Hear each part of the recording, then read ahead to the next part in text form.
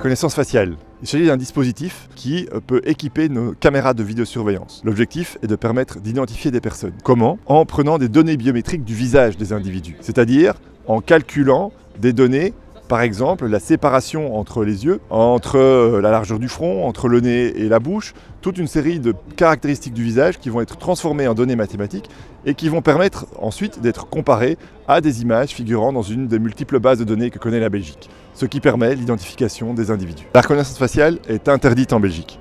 Pourtant, elle a déjà été utilisée.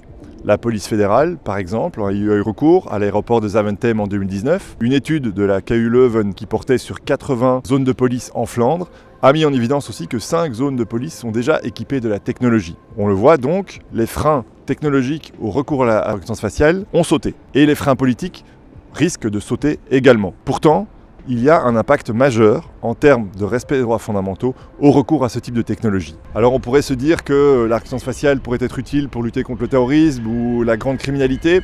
C'est en tout cas les raisons qui sont avancées pour avoir recours à ce type de technologie. Pourtant, l'expérience nous montre que lorsque ce type de technologie est adopté pour lutter contre le terrorisme, elles sont souvent utilisées en fait pour d'autres objectifs.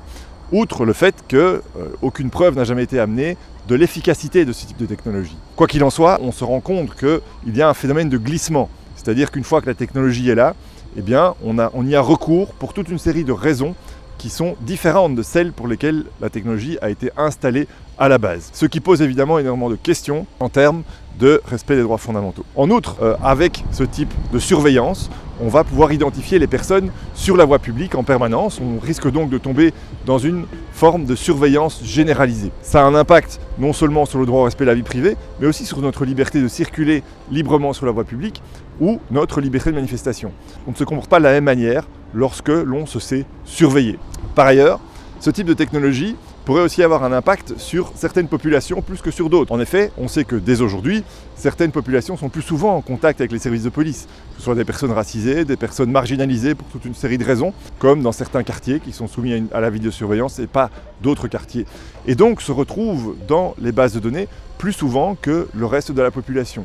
Le fait d'avoir recours à ce type de technologie pourrait avoir un impact multiplicateur sur ces populations. Si on repart sur de bonnes bases, le recours à la reconnaissance faciale reste interdit en Belgique. Et les services de police ne peuvent plus avoir recours à ce type de technologie pour faire des tests divers et variés. Si l'on repart sur de bonnes bases, il faut plus de transparence sur le recours à ce type de technologies sécuritaires qui sont par ailleurs coûteuses, inefficaces et qui constituent une société de surveillance dont la Ligue des droits humains ne veut pas.